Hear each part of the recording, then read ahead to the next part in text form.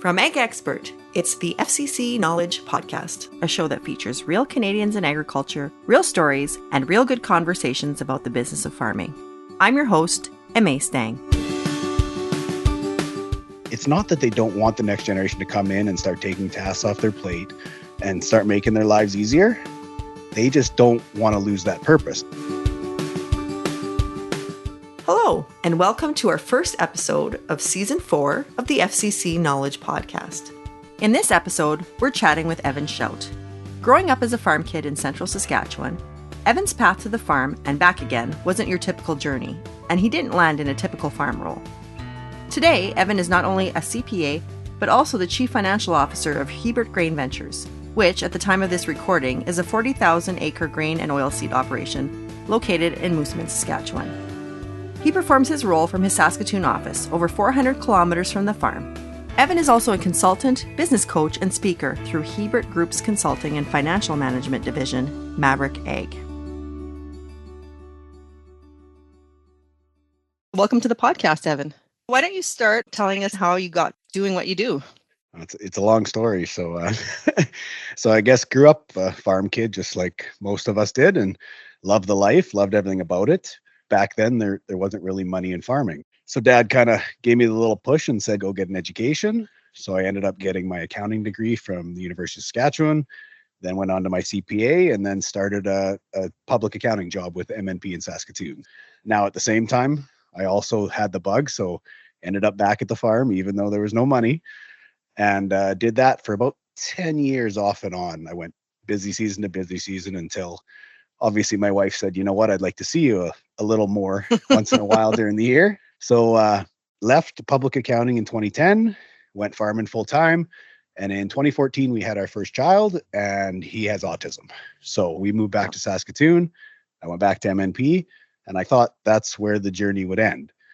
And then in 2019, a very close friend of mine, Christian Hebert, gave me a bit of a job offer on his large-scale grain operation, and I decided to take the path less traveled, and so I ended up a Chief Financial Officer at Hebert Grain Ventures in 2019. I'm just going to jump into that whole aspect of you getting hired as a CFO on a farm, because that's not very common, right? No. And what was the thought process to get there, or what was Christian's mindset, I guess? There's probably a couple things. So first, he attended TPAP, which is the Texas A&M Executive Program for Producers back in 2016, 17, somewhere in there. It was just about building that business mindset around agriculture, of how you make the farm more of a business. As the farm grew, I think he just came to believe that he couldn't do everything himself. So I got hired more or less to just take a few tasks off his plate so that he could concentrate on some of the bigger impact items, such as growth.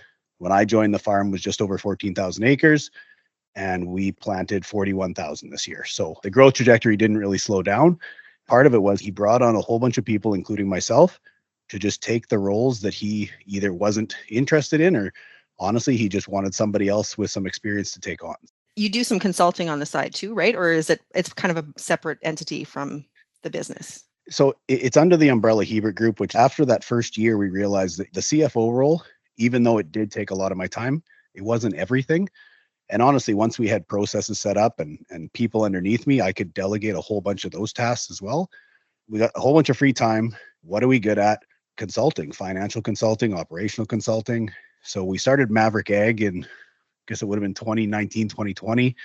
A few of my clients from MNP came over, and I just started doing internal CFO work. And it was just more or less taking that financial burden off producers, so that they didn't have to worry about it, making sure that they had the right numbers in front of them, dealing with the banks, coming up with capital plans. I just went into their business almost as another employee and just offered those services. That was kind of where Maverick started. That probably brings a lot of perspective in terms of learning from other farm businesses, right? We're big believers in data. The more data we can have come through, the better it is for not only Maverick, but for the farm as well. Whether it's equipment data, whether it's financial data, even networks. These farms had a whole bunch of networks outside of ours. It just allowed me to have more networks, which then turned around and we used it on our farm. And we honestly tell people that Maverick, it's just a data company at this point. We get to see a whole bunch of stuff across the entire industry, and it allows us to make decisions without really a whole bunch of risk, because we kind of know the answer before we make the decision. Low risk is definitely something that resonates with farmers right now, especially with risk management being such an important part of the decision-making process. How does that play into a CEO mindset? That's where we take the conversation next. Let's start with the mindset of Canadian farms at this time.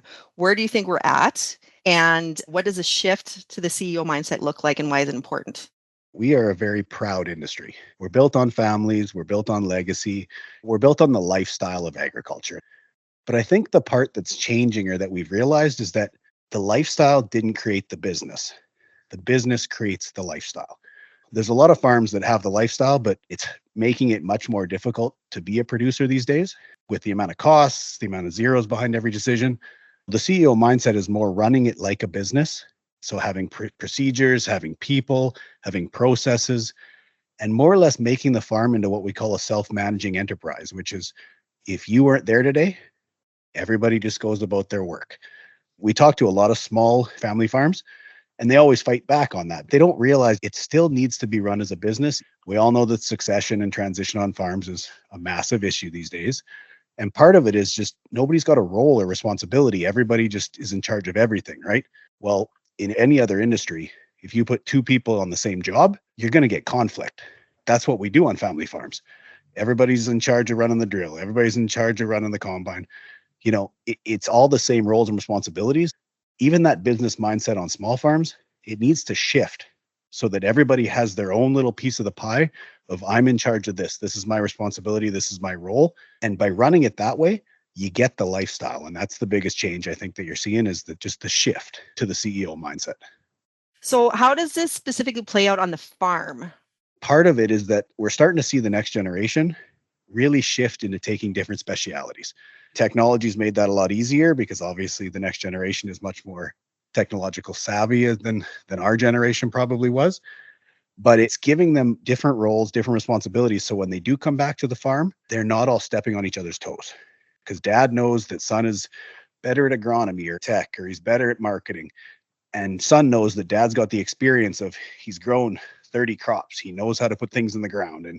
And those kind of roles and responsibilities split, that's where you start seeing the big CEO mindset, because honestly, everybody's in charge of their own thing. The CEO has delegated all these jobs that he's not good at or he doesn't want to do. He can start concentrating on strategy and mission and values and all those things that we've not looked at in agriculture.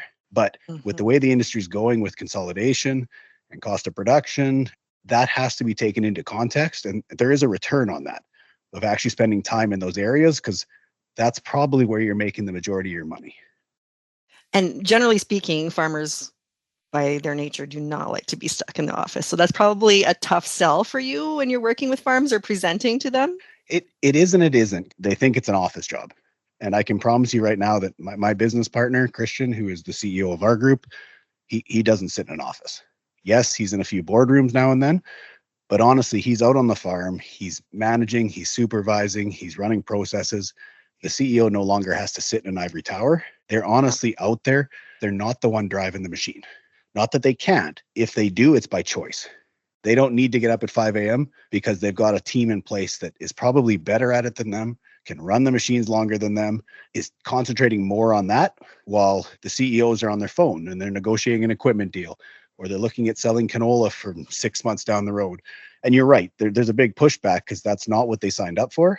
But what we're seeing is that next generation, they want to be that next level up. They want to be the business owners. They want to be the entrepreneurs. Theoretically, about 5% of Canadians are entrepreneurs, but every farmer is an entrepreneur. So it's a hard mix, because you might be put in that position of being a CEO, but you're not a CEO. So what happens when the farmer really does not want to be the CEO? Have you seen where farms have hired out that function? I'm actually working with a farm right now whose son is not probably going to take that role. And he's quite happy just being an owner and an operator, because that's what he likes doing. And there's nothing wrong with that. What you do is you bring in third parties. And most farms do that today without even realizing it, whether it's their accountants, their lawyers. They're doing that by talking to other advisors. So the majority of that CEO decisions are being done outside of just their own office. Then you get some of the more progressive guys, such as Christian, who brings me in, or our COO is a third party. And both of us are owners of the farm. So we've got equity share in HGV. That was his setup. He's going to bring in good people. He's going to fight, for compensation. And for me, I was leaving public accounting, so I was going to be a partner sometime in the future, hopefully. That was what he was competing against. For me, it was that equity ownership. He's got non-family members that are now part of that organization. My motivation is to make as much money as we can because it comes back into my pocket. So it's that growth factor. So, that's what we're starting to see. Are there any other hesitancies that you're seeing from producers to get into this mindset? It's not that they don't want the next generation to come in and start taking tasks off their plate and start making their lives easier. They just don't want to lose that purpose. They've been a farmer since they were probably 18 to 20. It's, they're turning 60. The average age of a farm in Saskatchewan's getting close to that 60 range. They don't know what else there is to do in life. So it's when we have these discussions, it's that you're not moving on. I don't want you just to pick up one day, move to Arizona and not be part of the farm. Call it a promotion, call it a delegation, call it whatever you want. You're moving into a different position on the farm. You're not going to be working till 2 a.m. on the combine, but you might be sitting in boardrooms with networks and capital and bankers and having those discussions. So it's having the right roles set up and having the right people in those roles that ends up making the shift a lot easier. Yeah, I've heard a farm transition specialist talk to about reinventing yourself rather than retiring. That sounds a lot more palatable to the senior generation to me rather than you're out of here. Even for me, I'm not that age yet, but I'm quickly coming upon it, which is dawning on me how old I am. But I've learned through strategic coach and through a whole bunch of entrepreneur programs that I don't know if I ever really want to retire. Yeah, I want to slow down. I don't want to be here 9 to 5. That's the goal in life. But that doesn't mean I don't want to sit on a few boards, and maybe I want to be on the Hebert Group board of directors until I'm 90 and I'm Warren Buffett kind of thing. It's that discussion. What does retirement look like? And for me, I don't think it's sitting on a couch or golfing 6 days a week. I think it's actually being a part of this organization, but in a different parameter, right? Yeah, it's just always evolving, right? Yeah. Just like the farm is. Some of the resistance might come from farmers seeing the work in the boardroom on a different level than getting their hands dirty in the field. Changing roles means changing the value placed on the work being done, and that view of work has changed from generation to generation, says Evan. I think hours worked. That was an indication of success. Yep. If you put in 3,000 hours, you were successful. And that mindset, it's changed without actually even being forced to, because the next generation is not like the older generations. They're starting to realize that family time and time with your children and all that stuff is kind of coming into picture. So when we talk human resources a lot, it's not necessarily that you need somebody else on the farm.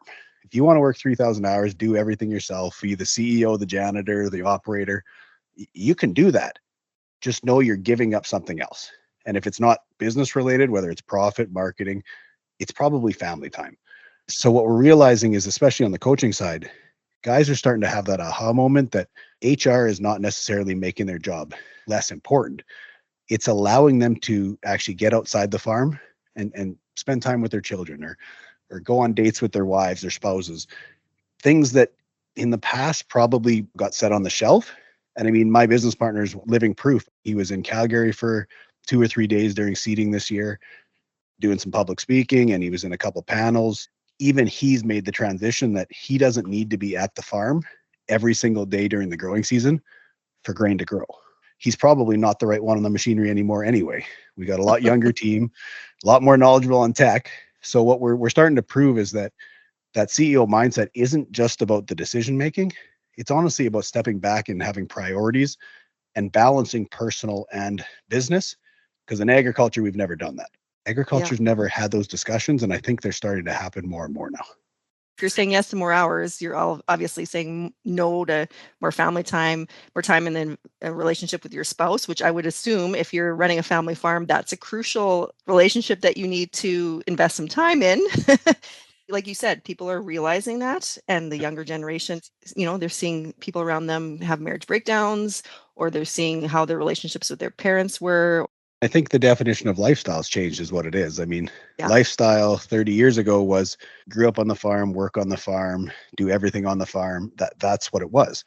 Now I think the lifestyle definition is that you still have the farm, but there's still stuff outside of it. Go to kids sporting events, that kind of stuff. Growing up seeding, Dad didn't make my graduation and sporting events because he was in the field. Nowadays, I know Christian made a couple of his kids' baseball games during seeding, and they're going to say, we're a larger farm, so we have the ability to do that. But even on small scale farms, that's still a decision you can make. Do we have enough people around us so that you can take one day a week off to go see your kid play sports in the spring? Or during the summer, the amount of spraying we do now as farmers, summer really has not become a holiday season for most. So it's how do you get to the lake for a weekend, without worrying Yeah. about flea beetles or fungicide? And the guys who are making that shift, they're just coming to that conclusion a lot faster than some of the ones who aren't. So let's say farmer producer, the farm owner has bought into the CEO mindset. How would they balance the urge to maybe fight the guilt that they might feel if they're not involved in all the aspects, or not being there at 5 a.m. when everybody is there and working the 20-hour day? You said the one word that I was going to say. The biggest issue is guilt. It's not that they need to be there. And the 5 a.m. phone call, they want that phone call because they feel guilty if they're not out there and there's a breakdown or somebody's working on stuff. And the biggest thing was just the delegation factor. Is we started putting really good people in the roles on the farm. It's really hard to trust. And in today's society, we always reward performance, but we never reward trust. In agriculture, to get over the guilt factor and to not be out there 24 hours a day, you have to have trust. So for us, it was making sure that we had the right people in the machinery, as I said, the best operators that we can find, and we trust that they're going to make the right decisions at 2 a.m. or at 5 in the afternoon when you're home having supper with your kids. The biggest thing for us was we've got teams and we've got management in charge of each team, and they've got the processes and procedures in place that they can solve 98% of what comes across their plate. They've either had experience with it before or they know what the process is. And honestly, they just do it like clockwork. And we trust that if they can't do it, we're going to get that phone call. The biggest thing was getting over the guilt. And you realize that you've put the right individuals in the right spots. That's an interesting concept when they know that they're trusted and they can make those decisions and they're empowered to make those decisions. That makes things move a whole lot more smoothly. You have to make agriculture a career. And we've done it in the Right. past. We've always made a hired hand a job.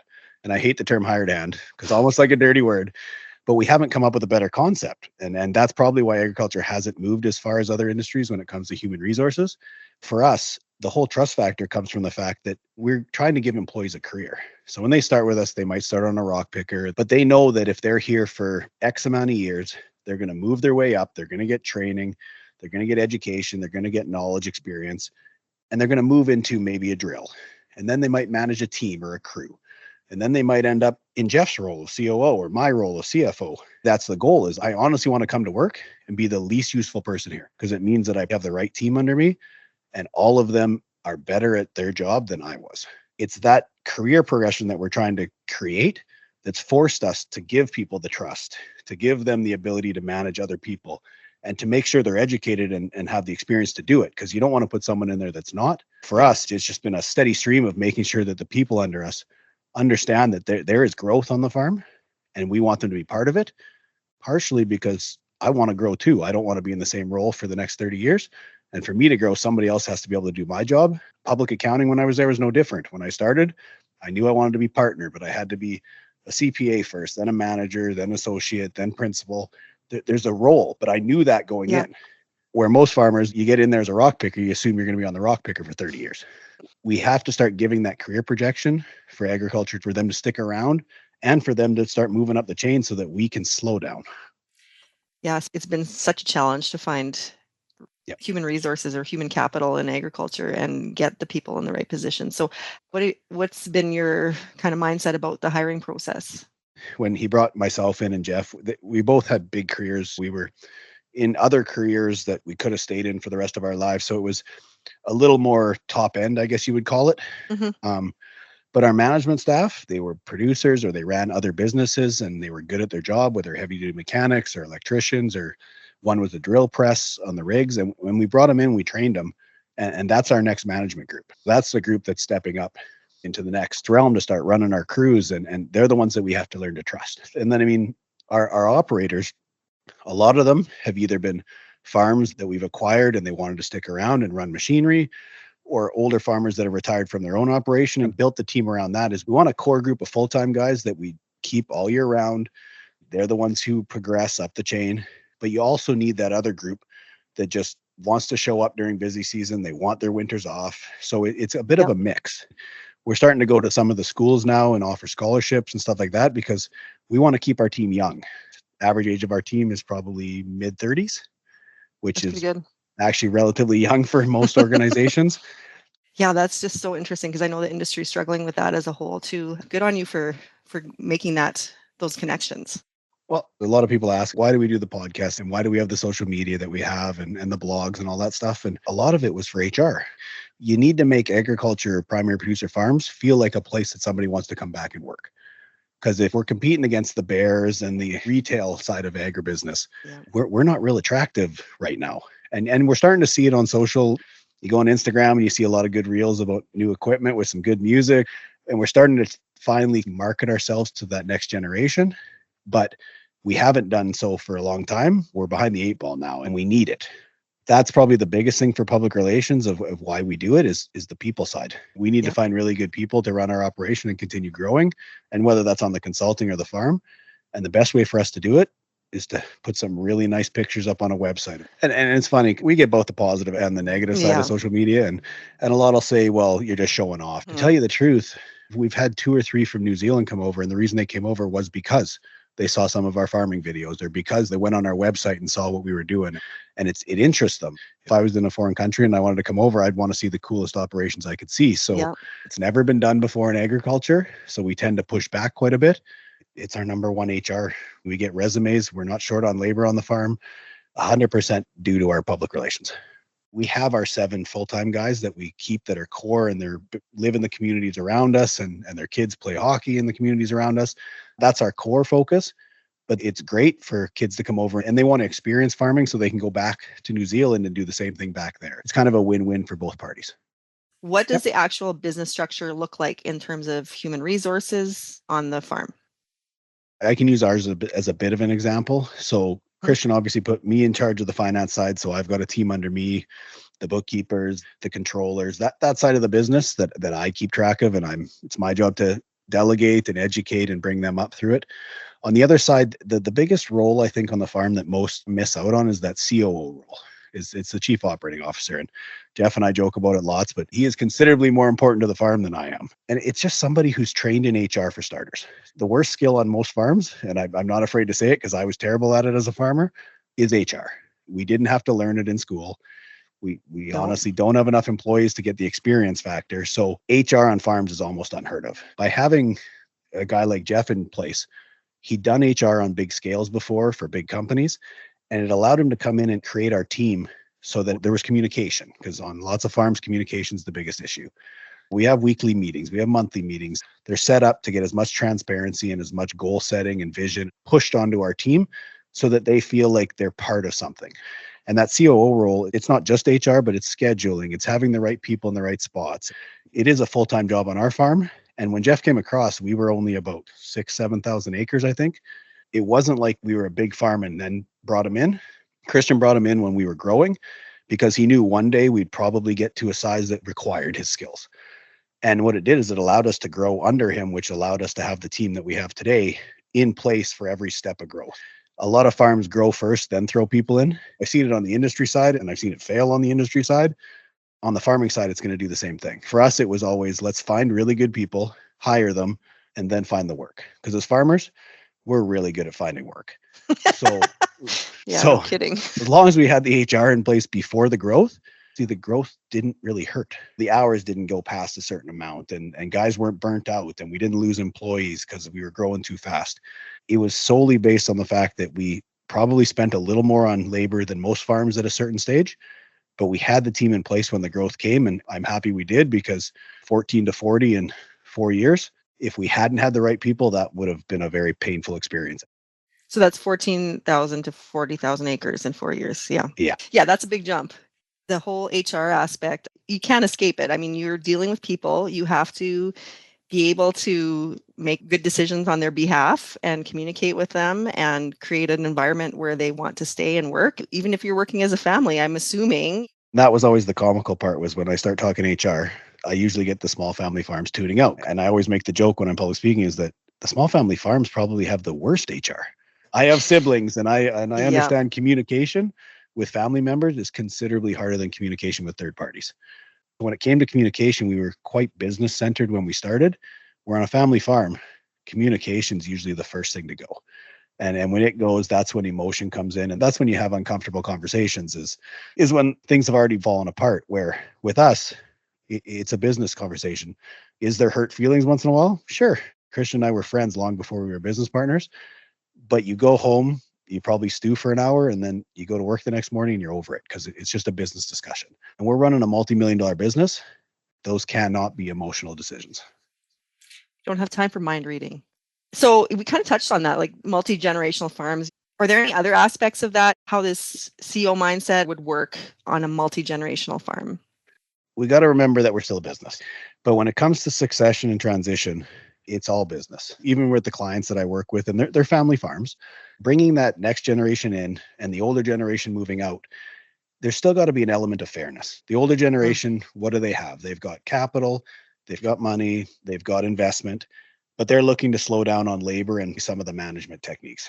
The younger generation, they're not coming in with a whole bunch of money or land or capital. They're coming in with time and brains, so labor and management. On the compensation scale, it's making sure that everybody's fairly compensated for everything that they're bringing in. As the older generation moves out, they might stop doing anything on the farm altogether other than sitting on a board. Well, that doesn't mean they're not getting paid for their land and their equity still. What that does is that allows them to leave it in the business rather than take it out and put it in the stock market, which honestly, the returns on a farm, as we've seen the last few years, it's better than the stock market. And then the coming in generation, you have to get rid of the expectations. You're coming in, you're going to work hard and you're going to get paid for it. And you're going to try to take on as many decision-making roles and responsibilities, and you're going to get paid for that, because those are the two things that you are bringing to the equation right now. As the years go on, obviously, you're going to take over more of that role, hopefully reinvest in land, capital. It comes down to making sure that everybody's compensated fairly. If you make everything at fair market value and pay everybody for what they're bringing to the business, it's not a discussion anymore. It's already fair. There is no sweat equity. And that's a term that I hate, because if everything's done at fair market value, there should be no sweat equity because you've been paid for everything you've done.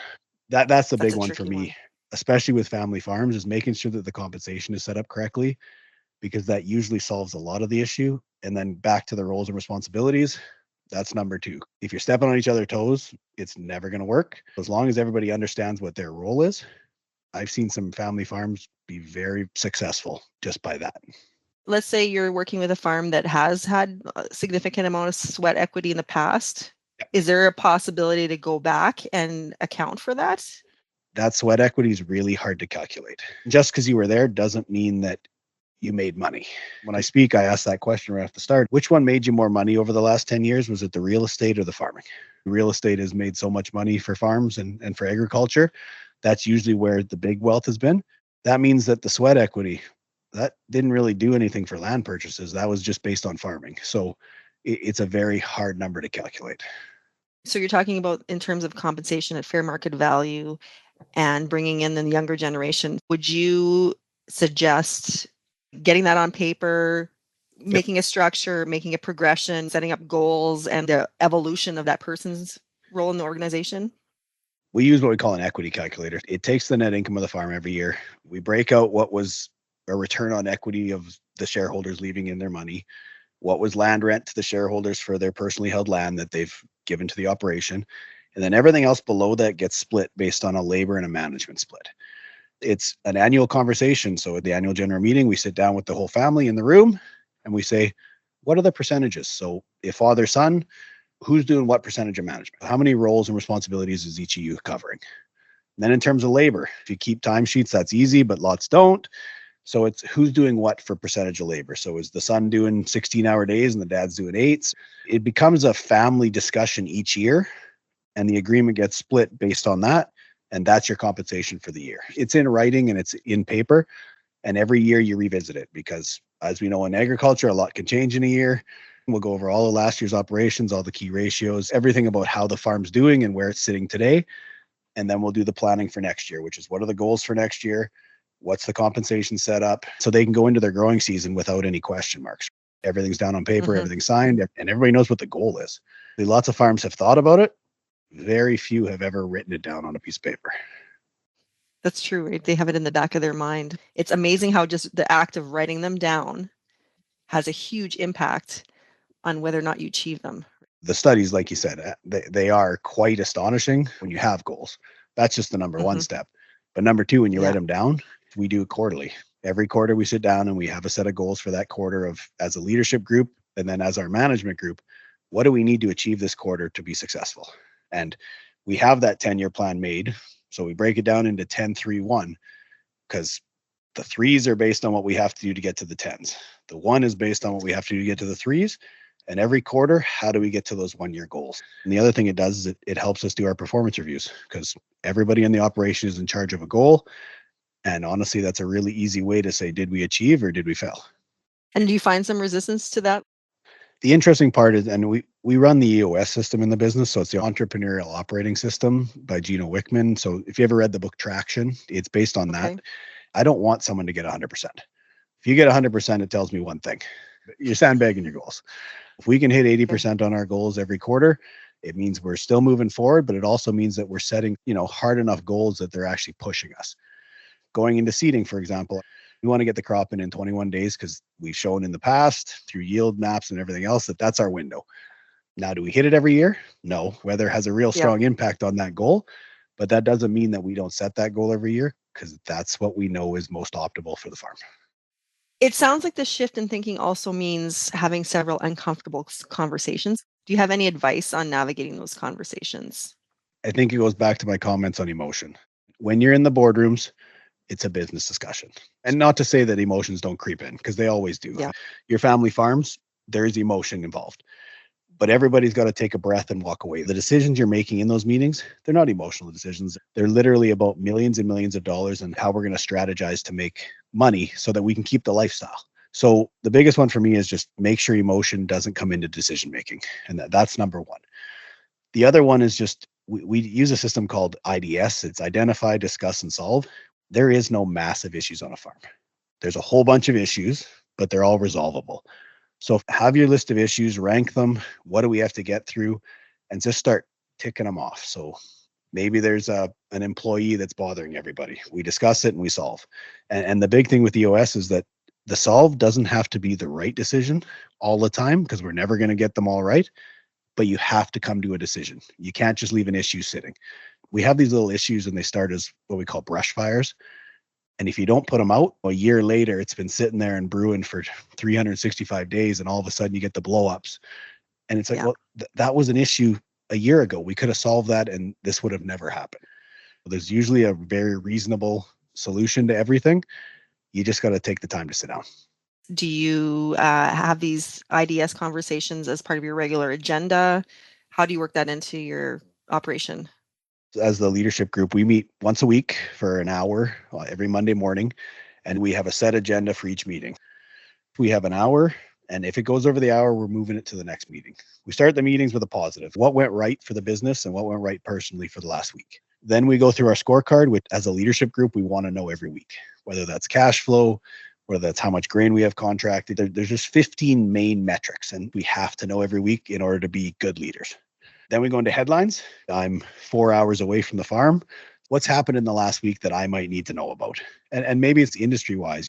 Did canola or wheat go on a run? Because I'm not watching the markets every day. So it helps me be better at my consulting if I get the updates from the farm. Mm-hmm. Then we go into rocks, which is our goals. Are we achieving them? Do we need help? Each week just to stay accountable, because if you don't ever talk about them, you don't actually achieve them. And then the last one is IDS. And usually we leave half an hour, and if we take more than 10 minutes, it was probably a big day. And what are the brush fires that we need to stop right now? And lots of them are HR related, because as we said, people on farms is usually the big ones. Mm-hmm. But maybe it's as simple as there's a TPA for canola for the fall and it's going to hit. Do we want that number? That's an issue because not all of us have heard about it or had the discussion. So it's a 30-second solve. Yes or no. Right. It's that list of issues that we find really gets rid of anything that might fester and become big. So then when you get your annual general meetings, if every issue is already solved, those meetings aren't really that bad.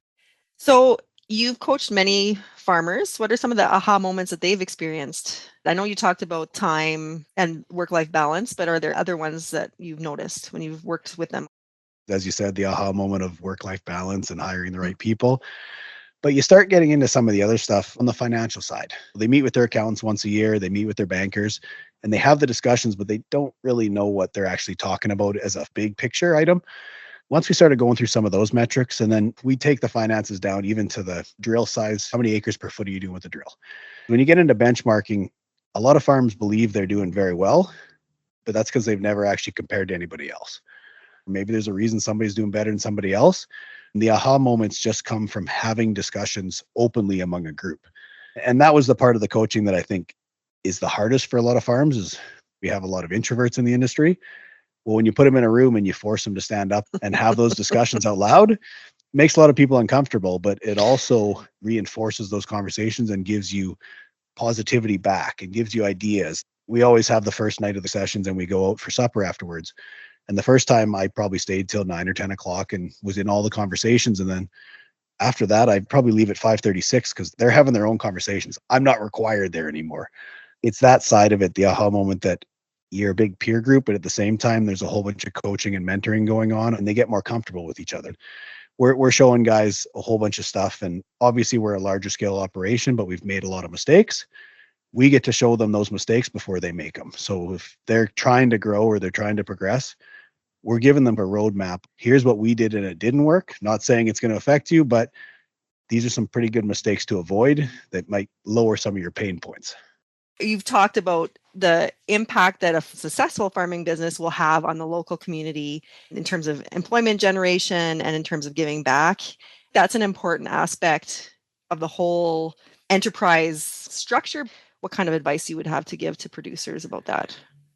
For us, the biggest issues in agriculture are government policy is number one, because I've got no control over it. And the number two is community demographics. Throughout the busy season, we can have as many as 25 to 30 people at the farm. That's a lot of people for a small town in Southeast Saskatchewan. How do we keep our community vibrant so that there's people? Because without people, it doesn't matter if you're farming up north, down south. If you don't have people, and it doesn't matter if you're a small family farm or a bigger farm, the next generation is not going to stick around if the community's got no rink, no school, and nothing for them to do. If we want agriculture as a whole, whether it's family farms or bigger farms, to succeed, we need the communities around us to succeed. Most of our employees, as I said, are 30 to 40.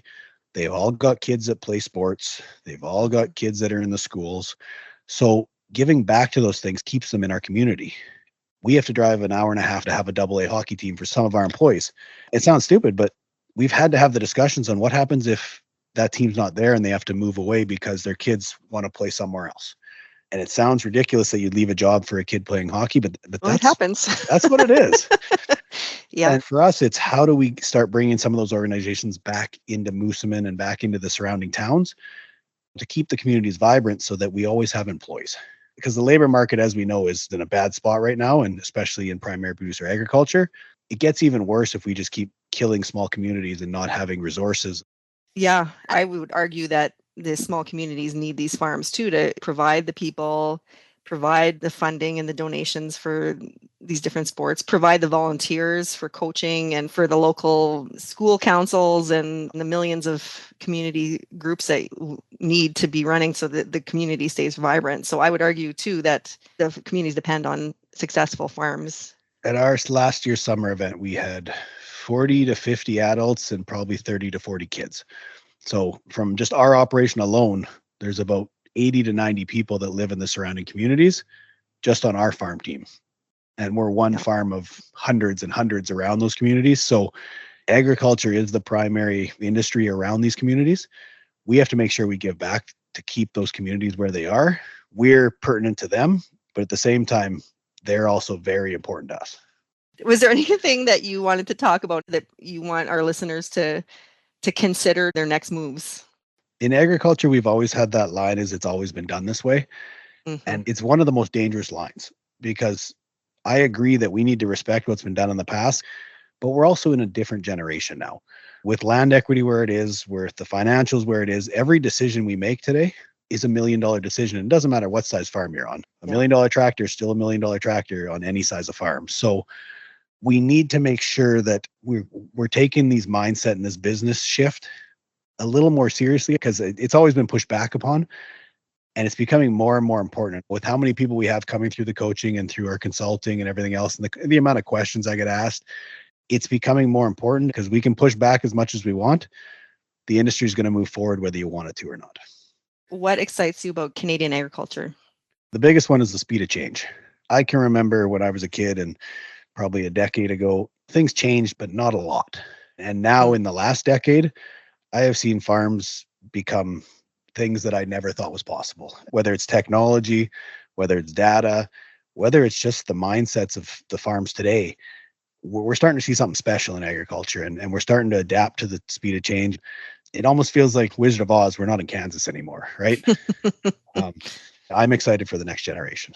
I'm seeing the next set of farmers that are coming up, and they love technology and they don't want to be the same as the past. And I've had lots of conversations. I do speaking for FCC at their young farmer summits. I'm almost excited because they don't want to be the same. They're looking just to be different. And that's what agriculture's been missing is we've realized there was a secret sauce of how we do it and everybody kind of did it. And now all of a sudden we're starting to get some new ideas and new ideas lead to new technologies and new innovations and just change. So for me, even from when I started farming to today, it's not the same ballgame. Yeah, everybody's recipe is a little bit different now. We don't have to follow the same formula for every single farm, and that really makes it exciting. People can pursue their interests and their passions and still have something successful. And success is independent in each farm. Not everybody wants to grow. Some want to be pedigreed seed owners, or some want to run a retail, or some want to focus on the technology side. It's quite interesting to see the diversification happening. And no farm has the same goals. When you see the 10-year goals of everybody at Farmer Coach, they're not the same. And that's a good thing. In the past, I think they've always been the same. I want to grow acres. I want to get bigger. That's not what's happening. And there's lots that do, but there's also lots that want to be different. And that's awesome. Well, thank you so much for this. I really enjoyed our conversation. And I'm sure I'm going to end this call with a million other questions that I could have asked you, but we'll have to save that for another time. Well, that's good. I enjoyed it. What an amazing conversation I had with Evan.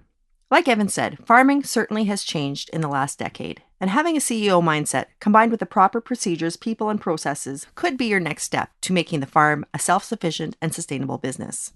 So how do we make that happen? That shift in mindset can be difficult, especially as the generations shift, but it starts with effective conversations. Whether a team member is stepping up or stepping back, be clear about their roles and the goals that everyone wants to reach, either individually or as a team. For those taking a step back, this new mindset is different, but their goals can fit into what they want their lifestyle and retirement to look like. You don't have to be in a boardroom if you don't want to, but you can if you do. The choice is yours. For the new or evolving team members, be clear about the value that each partner brings to that boardroom table, how they're going to be compensated for their talent, and be clear about the logistics of the operation, things like meeting expectations and decision making. Learn how to separate emotion from those million-dollar business decisions. But when it does get tough, don't let those bushfires rage into blowouts that could have been avoided. No issues are so massive that there isn't a viable solution. The numerous challenges within the industry should not take away from all the exciting things that are happening, especially as the next generation takes the reins and finds new innovations and ideas to keep the industry moving forward. Thanks for listening to this first episode of Season 4. We hope you were able to take away some considerations for how you can apply a CEO mindset to your own operation. Or, if you work with farmers, what your role in this shifting perspective might look like. Check the show notes of this episode for further reading and resources related to our discussion. If this episode resonated with you, be sure to like, subscribe, and share it with your friends. And if you're so inclined, go ahead and leave us a comment. Your feedback helps us figure out what's valuable to you as a listener.